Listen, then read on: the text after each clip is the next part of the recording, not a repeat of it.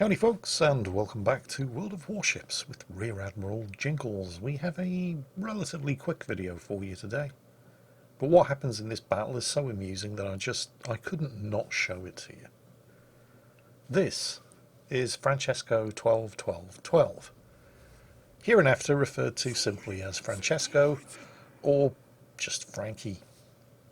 He's in a Tier 7 battle here on the Neighbours map in the Tier 7 Japanese heavy cruiser, the ARP Miyoko, which is basically just the arpeggio of blue steel anime version of the regular Tier 7 Miyoko Japanese heavy cruiser. Although, as you can tell, I've enabled the filters in my game client to not show ARP camo. Not that I have anything against it on principle, but I don't want to see bright neon colours on the ships that I'm playing or the ships that I'm shooting at. I like things to look at least vaguely historically accurate. Francesco, or Frankie, is currently in the process of making a decision that's going to get his ass killed. Can you figure out what it is? I'll give you a clue. Take a look at the minimap. Do you see all of those friendly ships milling around in the middle of the map and heading down to the south and the west? Yes? You should be able to see them. They're pretty obvious. Do you see all of those friendly ships heading over to the north and the east? No, you don't, do you? That's because only two of them are, and Frankie's one of them. The other is that Kirov over there. And allow me to remind you that this is a Tier 7 battle, and the Kirov is a Tier 5 light cruiser. Therefore it's made out of gasoline and citadels. And he's already coming under rocket attack. And not just rocket attack, because of course when the carrier spots you, everybody shoots at you, particularly if you're the first target spotted. And you're a Tier 5 cruiser. So with everybody else scurrying off in that direction down there, only Frankie and that Kirov are over this side of the map. And the Kirov is going to be hiding behind that island for probably the next 5 minutes, because he's not stupid and he doesn't want to die, and he's going to be begging the team for support and assistance. In fact, he's already started. And with the exception of Frankie, everybody else is either going to just ignore him or flat out tell him no. So it's pretty much just Frankie and that Kirov over on this side of the map. And since the Kirov is going to be hiding behind that island, getting bombed by the enemy carrier for the best part of the next 5 minutes, and unable to actually do much of anything, that pretty much means it's just Frankie over this side of the map. The enemy team have no such compunctions about not sailing east. In fact, around about half of the enemy team, including 3 battleships, all of them Tier 7, are also heading in this direction. I don't know if it's because they recognise an opportunity when they see one, or they're lemming training as hard in this direction as the rest of Frankie's team is lemming training in the other direction. But it's fairly safe to say that Frankie is right in the middle of biting off a lot more than he can chew. There are not just 3 enemy battleships heading this way, a pair of Scharnhorsts and an Ashitaka, all 3 of them Tier 7 battleships. There's also an enemy Miyoko, an enemy Trento, and an enemy Hawkins, who's going to be joining the fun over on this side of the map. There's still plenty of time for Frankie to bail out. This would mean giving a second cap to the enemy team by letting them take Charlie, and they've already taken Bravo in the middle of the map. But it's highly doubtful that Frankie's going to be able to stop them from taking Charlie anyway. And if you're being pursued by half the enemy team, there are worse ships in which to be than a Miyoko. It's actually very good at kiting. It's reasonably quick for a cruiser with a top speed of 35 knots. It's got 2 turrets at the rear, and it's got torpedo tubes that are best used at targets that you're sailing away from, because they fire in arcs to the rear of the ship. They hit hard and they have a 10-kilometer range, and if targets are chasing after you, that means you can fire them off in excess of 10 kilometers and just wait for the enemy to run into them. Most of the Japanese heavy cruisers are actually pretty good at kiting, I don't know if anybody's ever been in the unfortunate situation of having to chase down a Zao that's 15 kilometres away and heading away from you. That thing's a bloody nightmare. But Frankie isn't going to kite away. He's decided that he's going to stay and fight. Now this is going to get him killed, and I don't think that's too much of a spoiler because there are like 7 enemy ships over here, 3 of them tier 7 battleships. Frankie has but 2 chances of surviving this encounter, Jack and shit, and Jack just left town. And here comes the first of the enemy tier 7 battleships, the Ashitaka. Now, it's fair to say that you can't say Ashitaka without saying shit, because it's not a particularly good tier 7 battleship, but it does have 16-inch guns, which are entirely capable of penetrating the bows of the Miyoko. Or they would have been if the Ashitaka had been firing anything other than high explosive and had actually hit. Meanwhile, the Kirov has finally succumbed to air attack from the enemy carrier, who, after repeated attempts, discovered that it was actually quite simple to hit him with torpedoes when he was pinned up against the side of an island like that. Which means that while earlier Frankie was only practically alone on this side of the map, now he is actually alone on this side of the map. Although he is going to get some fire support from a Koenig, the German tier 5 battleship. You have a look at the minimap, you can see him about 15.5 kilometres away down to the southwest, and he's not going to be getting any closer than that because he's only tier 5 and he's not bloody stupid. Nevertheless, that Koenig is going to enjoy some rather impressive damage numbers as he farms the broadsides of all of the enemy team, doing an impression of the seagulls in Finding Nemo and shouting mine, mine, mine, mine, mine as they all rush in and try to sink Frankie here. It is of course now far too late for Frankie to get out of here, but he never really had any plans to leave this side of the map anyway.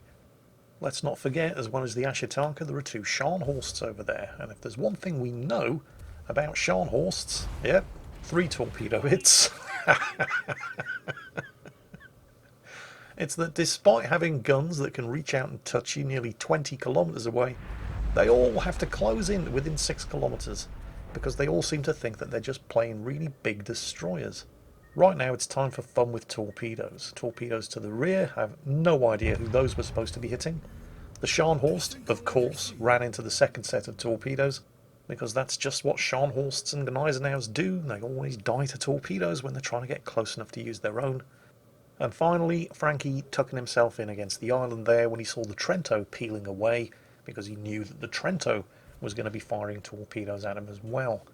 For a brief fraction of a second, Frankie contemplates hitting the Hawkins over there with his torpedoes from the other side, and then remembers, hang on, I'm a heavy cruiser, and wallops him with a salvo with the 8-inch guns instead. Although it was actually the secondary guns that finished the Hawkins off. Yes, you just saw a Miyoko. Not a Massachusetts, not a Georgia, not a Tirpitz, not a Grosser Kurfürst, a Miyoko. Just got a close quarters expert award. And it's a good job that he didn't use the torpedoes on the Hawkins, because, well, the Hawkins could have done some damage to him while he was waiting for the torpedoes to get there, and he wouldn't have had them to use against the Ashitaka, and, oh look, another Scharnhorst. I have to say, it's rather sporting of the Ashitaka to come out and take all of those torpedoes for the Scharnhorst, isn't it? Well, I say all of them. Well, I say all of them, but the Ashitaka missed 2 of the torpedoes, but that's okay. There's a Scharnhorst around, and he caught the other 2. There's the high caliber award as Frankie gets finished off by the enemy Trento, who actually scored a detonation on him, although he's probably feeling pretty cheated because Frankie had less than 2,000 health remaining at the time. But I seriously doubt that Frankie actually cares, because he probably knew there was no way he was getting out of here alive. But he did 142,000 damage, sinking 2 enemy tier 7 battleships, 1 enemy heavy cruiser, and seriously crippling a further enemy tier 7 battleship. So I suspect he probably thinks it was worth it. I know I do. And hopefully you agree. But that's not the end of today's video, because even though it was eventful, that was a bit short. So we have another clip, this time from Morningstar 44. In the German Tier 9 heavy cruiser, the Rune. Now, while this is by far not the most damage that Morningstar 44 has ever done in this ship, it is probably the most memorable. due in no small part to several extraneous factors, not least of which are arsehole teammates in chat.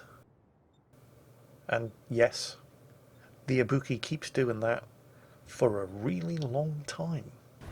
We also have enemy destroyers who smoke up, then realise, oh, now I can't see anything to shoot at, poke out of the smoke screen, suddenly find themselves confronted with lots of things to shoot at, and who still, even at tier 9, somehow, still haven't read the memo about German 6-kilometre hydro. We have Ibukis who, possibly fooled by the recent cruiser armour plating changes, have been deluded into thinking that they actually have armour now.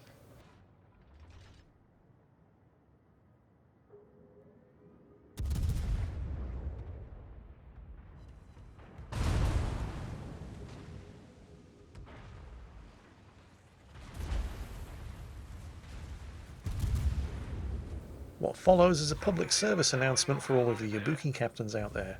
You never have had armour, you don't have armour now, and you never will have armour. But no, the main reason why I've included Morningstar 44's Battle in the Rune in today's video is because of what happens here, with the enemy Frederick the Great. Although before we get further into this, I'd just like to pause proceedings here and bring your attention to an extremely rare occurrence that's about to happen in the battle messages above the minimap. We'll zoom in so you don't miss it. The enemy Udaloy, you can just see him there in the southern end of capture point Charlie, beginning the process of flipping that capture point over, and he's just killed the friendly Tashkent, who was in the process of attempting to stop that recapture. Except the Tashkent was killed with shots in the air, which means that the Tashkent has not only avenged his own death, earning the flesh wound achievement, and prevented the cap, but he did it with his guns, which is kind of a big deal because it means they both had shots in the air at the same time and basically killed each other at almost the same time. It's not unusual to see dead destroyers claiming kills with torpedoes that they'd launched just before they were destroyed, but it is very unusual to see it happening with gunfire. But everything that you've seen up until now, eventful, spectacular, amusing, unusual, is all just a prelude to the main event. By coincidence, Morningstar here is in a roughly similar position to that enjoyed by Archie earlier. He's all alone on a flank, with some seriously muscular German battleship opposition, this time in the shape of the Tier 9 Frederick the Great. And given that any backup and support is way too far away to make any real difference, and also that the Frederick the Great is on just about full health, and Morningstar very definitely isn't, you could be forgiven for assuming that Morningstar was going to cut and run, which would be the sensible thing to do, and there are plenty of islands around that he can use to keep between himself and that German battleship. But Morningstar noticed something. The Frederick the Great has used his hydro. He detected Morningstar with his hydro just a minute ago. So if that Frederick the Great is within 6 kilometres, and he is, and Morningstar isn't detected, and he isn't, that means the Frederick the Great's hydro isn't running anymore. And you know what that means, don't you, boys and girls?